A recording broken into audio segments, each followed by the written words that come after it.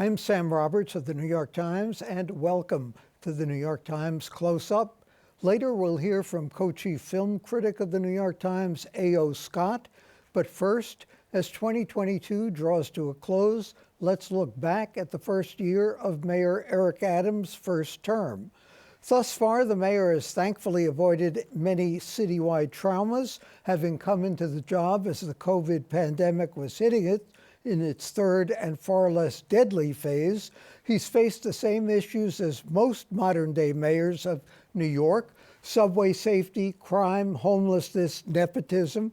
Perhaps his biggest challenge was the surge of migrants to the city in late August, but he seemed to sail through that crisis so far with aplomb. For the most part, it seems the political seas have remained fairly calm. To look back and ahead at the mayor's first quarter, we're joined by Jeff Mays, who's been following the mayor closely, and Hurubie Meko, both Metro reporters with the New York Times. Jeff, you've been covering City Hall. You've been watching the mayor closely in this first year. We've talked a lot about whether he has been governing, how we measure whether he's been governing, whether he's had a vision for the mayoralty. Now that we're just about a year into that term, what do you think? Well, I think the mayor, if you listen to the mayor himself, he says, he was spent this year learning and that next year is going to be even better. I think the thing to remember is that he did face a plethora of challenges coming into office. The pandemic had subsided a bit, but he still had many issues to deal with around that: schools, vaccination, et cetera. He had a crime surge and major crimes, even though it's far less than it was back in the 80s and 90s. There still is a surge in major crimes. Police officers were murdered. So it was just a very frenetic beginning for him. And amid all that, he had to try to set up and perform policy, announce some major initiatives. So the mayor is sort of giving himself a grade of saying that he thinks he did okay, but he wants people to watch and he thinks he's going to do better in that second year. As you say, one of the criteria we measure a mayor by is what he's inherited, the problems he's inherited. How big a load did he inherit from Bill de Blasio? Yeah, it was a difficult time. There's no doubt that Mayor de Blasio really caught the crux of the pandemic there when the city was completely shut down. But that still made it difficult for him coming into office, figuring out, return to work, for example, how that is affecting the city's subways. And then, of course, we've seen issues with the sort of increase in major crimes, dealing with mentally ill on the street. The mayor announced this huge initiative where he was going to be involuntarily taking some mentally ill people off of the street, and that raised a whole flask of civic and civil rights issues as well. Hurubie, the mayor is a former cop, which sets him in a whole different category. He made curbing crime a major issue in his campaign. Is crime, in fact, going up? Is it going up more than it is in other places? And why is it going up if it is? Well, easy questions. Well, if looking at the data from the past year through the end of last week, crimes like grand theft auto and larceny and burglaries have gone up over last year. And a lot or a little? Well, it varies. So they have gone up from about 10 to 30%, depending on which one you're looking at. However, as Jeff has already alluded to, major crimes like murders and shootings incidents have gone down this year. So for shooting incidents, it's about 17% less than it was at the same time last year. And they're on track to be less than last year overall by the end of this year. So last year, the city recorded about 1,500 shooting incidents, and this year they're about 1,200 so far. And murders have also dropped by about 11%. So it's a mix. So some of the more visible major crimes have gone down, just following nationwide the increases that happened during the pandemic, and the city kind of hitting its lowest historical data point and between 2017 and 2019, with 2019 recording about 700 or about 800 shooting incidents. So this year it's been ups and downs. Is there any indication why those other crimes, they of course are major crimes to people who are victims of them, right, why those have inched up? So not yet. I mean, experts throughout the pandemic have been pointing to things called social determinants of health, as reasons for why murders and shootings have gone up throughout the years.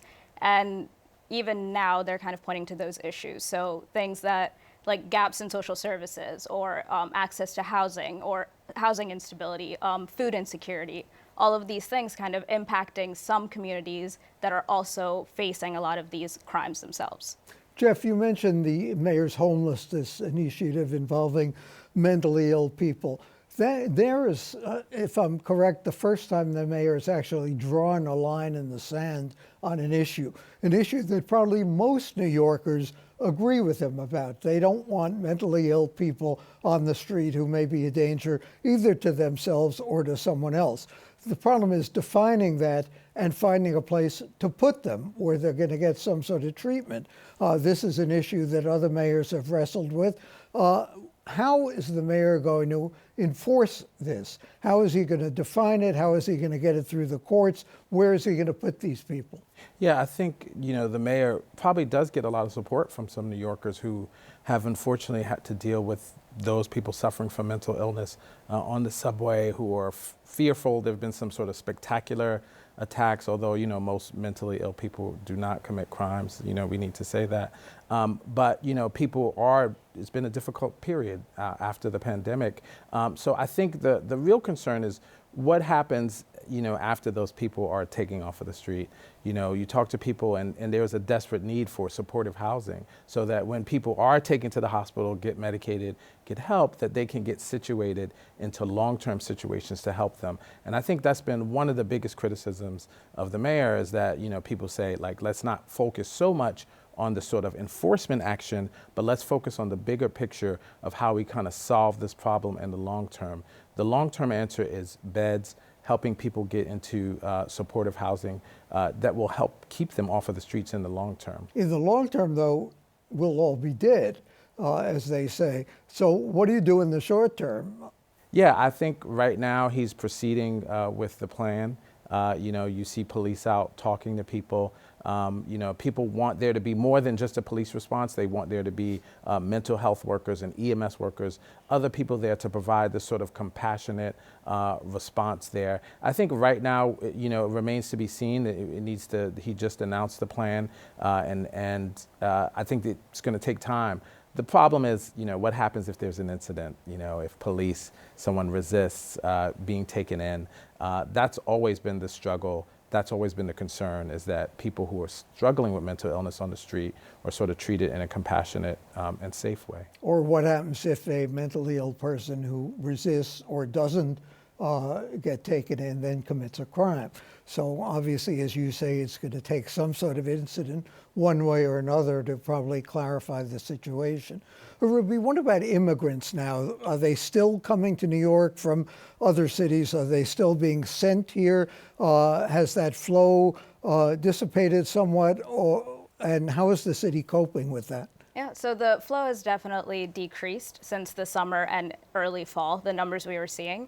And the city has been reactive, initially very reactive in the efforts to house the migrants that were being bused, primarily from Texas, to cities like here, Chicago and DC.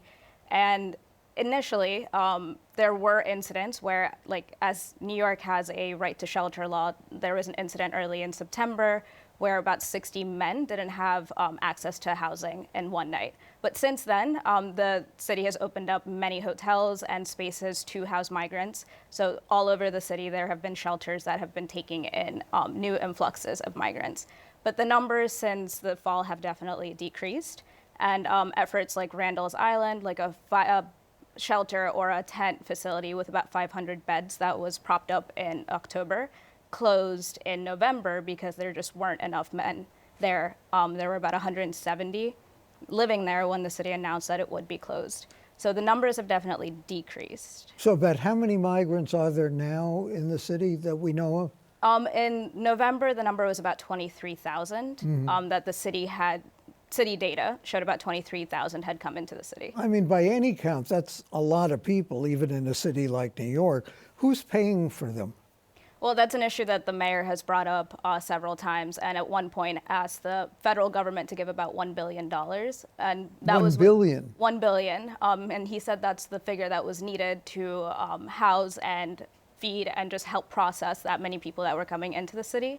And at one point, he also said that he expects to see about 100,000 people could be bussed in. So we haven't hit those numbers yet. And the check is in the mail? I don't think so. I'm not sure exactly what's happening on that end.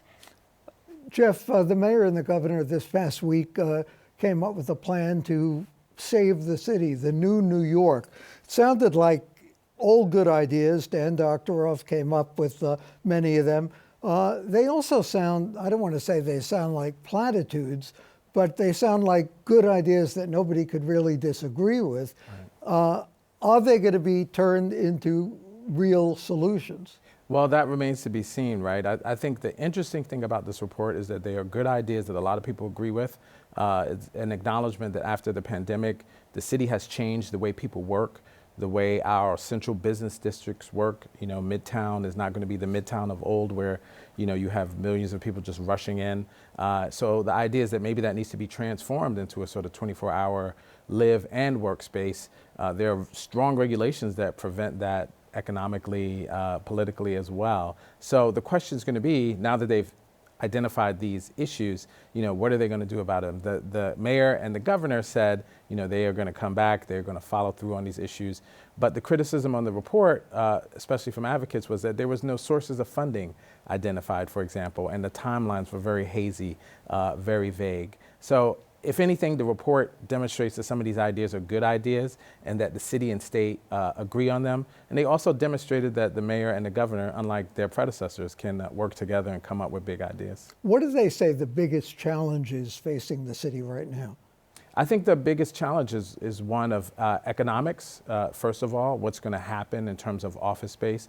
They provide a huge source of tax revenue to the city. And also, both the mayor and the governor were at the Association for Better New York yesterday where they made this announcement. They both talked about public safety and making sure that the public felt safe. Obviously, that is a complicated issue, as Hurubie just went over the metrics. But they are both still focusing on that idea, as the mayor likes to say, that public safety is a prerequisite to prosperity, has been his catchphrase. Which certainly proved true under Mayors Giuliani and Bloomberg. A quick question, does the crime rate in New York parallel what's going on in the rest of the country, or are we doing better or worse as far as you can tell?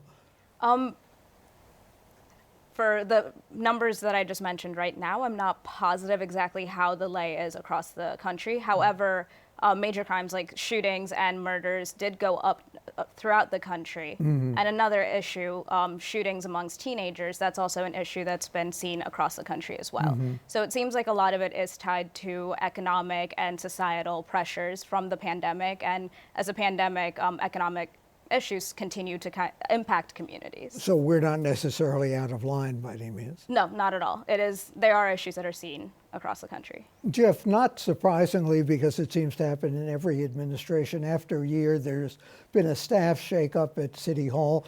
What does this mean for running the city? Well, I think the big question is Sheena Wright, who is the former CEO of the United Way of New York City, is the new first deputy mayor, is going to be in charge with helping the mayor run the city. The mayor also announced a new chief of staff. His close political ally, Frank Carone, is exiting after a year. The question is going to be, the mayor has announced some plans, but now people want to see the actual results. They want to see these plans implemented. You know, he announced changes to the ferry system, for example, that received a lot of positive praise. The question is, how are those going to actually be implemented over the year? And that's what a first deputy mayor is really responsible for, is really running the city.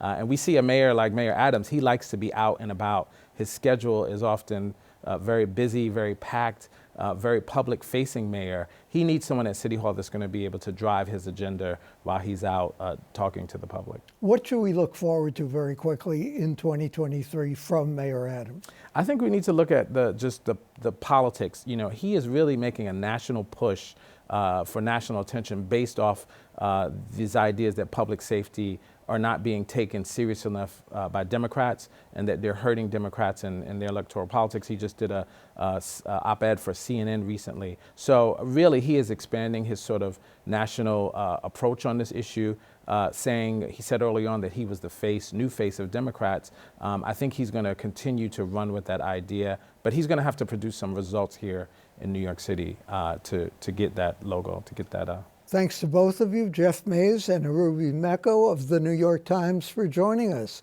And next, our film critic, A.O. Scott, looks at the year in movies.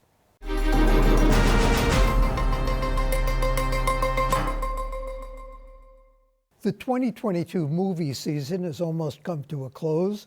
With that come the end of the year lists. Our co-chief film critics, Manola Dargis and A.O. Scott, have both compiled lists of what they liked most over the past year, and Tony Scott is able to join us today to talk about his picks. Welcome back, Tony, and tell us, what was the best movie of 2022? For me, the best movie of 2022 was Nope, which came out in the summer, directed by Jordan Peele, the former sketch comedian turned really super interesting filmmaker, his third feature after Get Out and Us. And it's a kind of a mixture of, it's a horror movie, it's a Western, it's a comedy, it's a movie about movie making, it's a movie about a brother and sister rediscovering their connection. And I found it was just a movie that I was still thinking about months after I'd seen it, which for me is always the test of what makes this list. I see hundreds of movies every year, and what are the 10 that are still with me in some way when the year is ending? And what was number 2?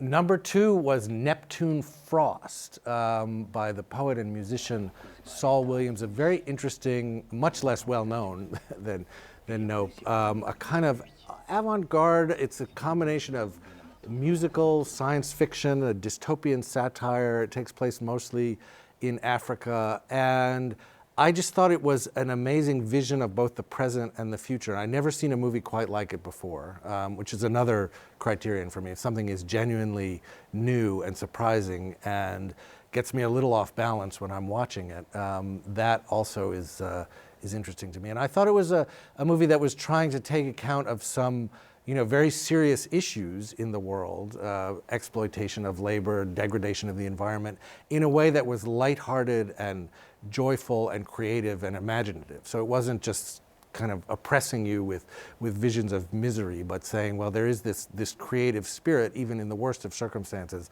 that can make beautiful images and songs and jokes and make you happy, even as it's reminding you of unhappiness. Was there any thread that tied the best list together? A thread in a way is that a lot of the movies were difficult to see and in danger of getting lost. I think one of the things that we've been noticing happening since the pandemic, and even before that, since the rise of streaming, is that a lot of the small and middle-sized interesting movies that are not the big blockbusters or even the big kind of Oscar type movies tend to fall through the cracks. They're briefly in theaters and then they go on to video on demand platforms or streaming platforms. And so I felt like a lot of the movies that had been most exciting to me this year felt a little bit small and maybe obscure and were in danger of being marginalized. And one of the reasons that I was make the list and like to make the list is to remind people or to acquaint people with what they might not have seen, with what they might have missed. And this year that felt especially important because there was so much that had come and gone almost without, I think, getting sufficient notice or attention or audience. Anything special to look forward to in holidays in 2023? Well, right now the big news is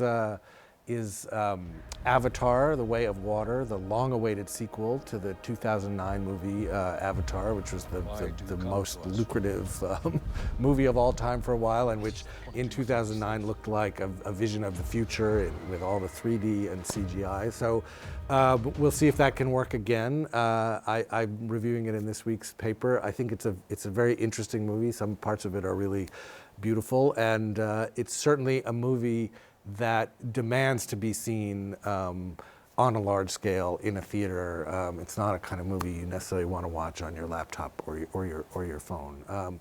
That's a big one for the holidays. Another big one coming through the holidays, which Manola will be writing about, is Damien Chazelle's Babylon. He did, of course, La La Land.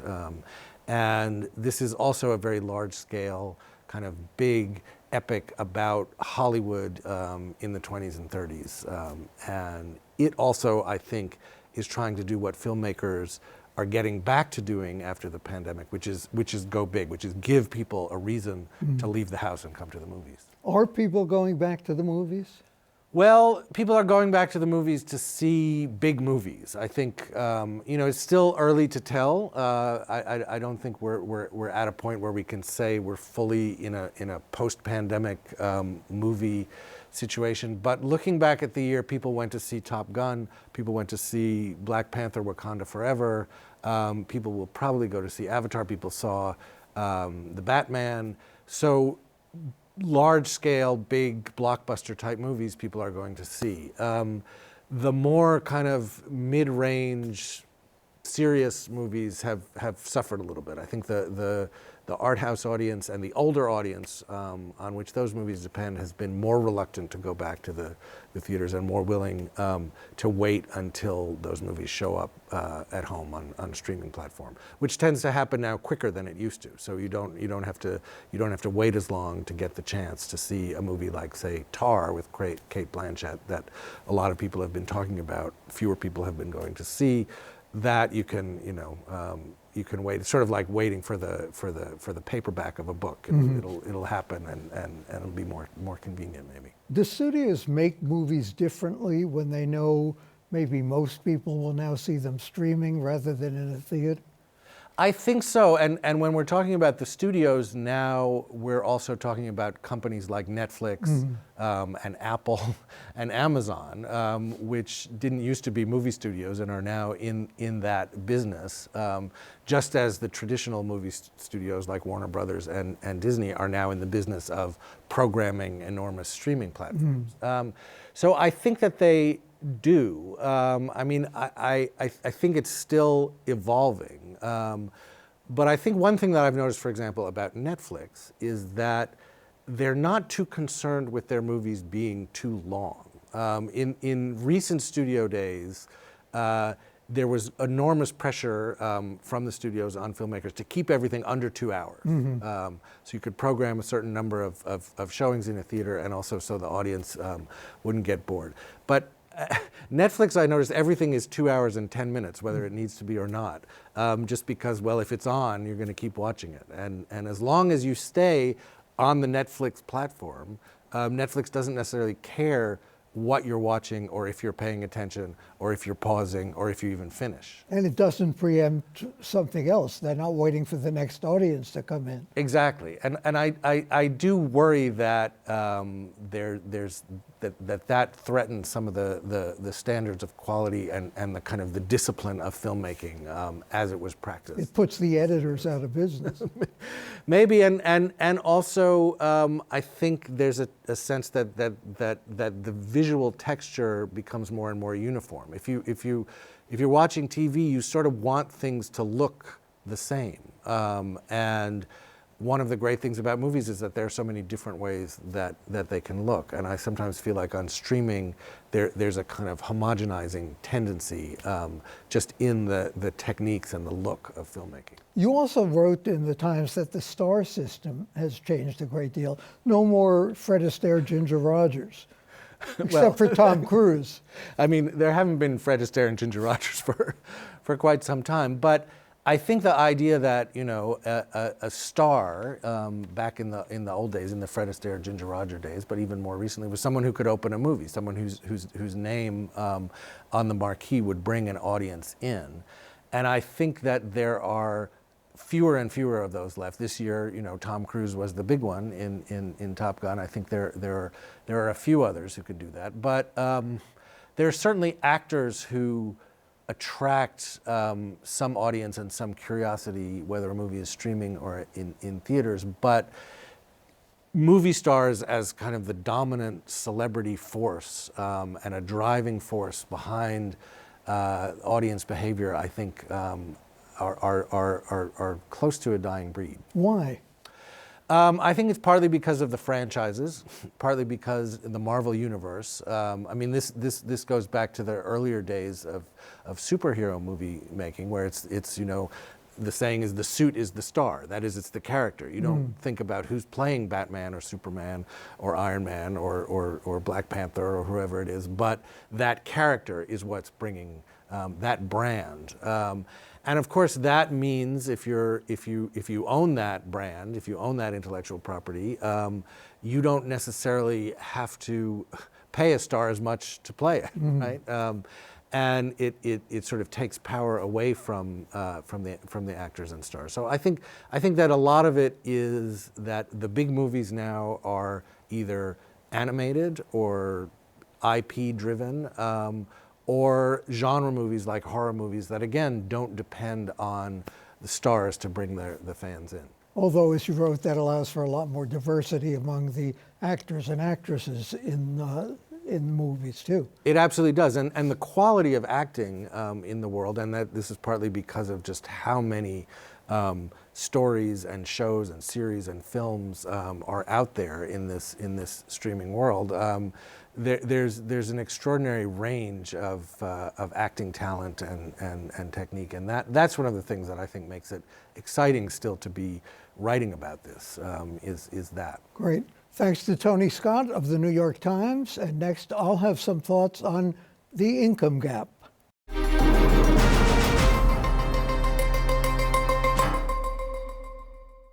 A decade ago, Mayor Bloomberg acknowledged that the gap between rich and poor in the city had widened, but his take was upbeat.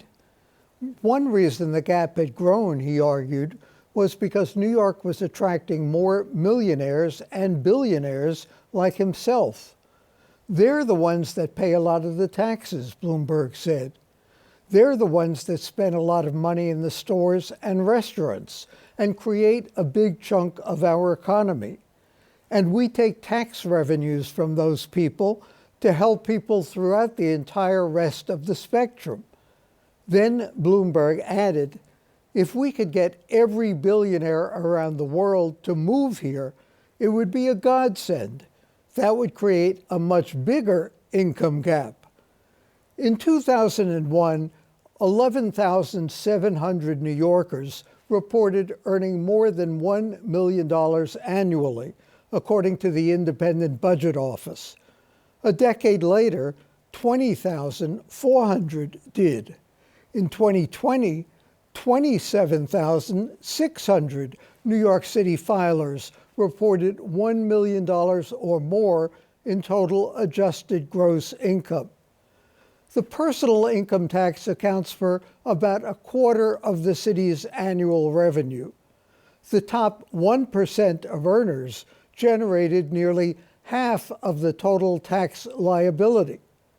Too many New Yorkers are still poor, but maybe Bloomberg was right about the rich. For the New York Times and CUNY TV, I'm Sam Roberts.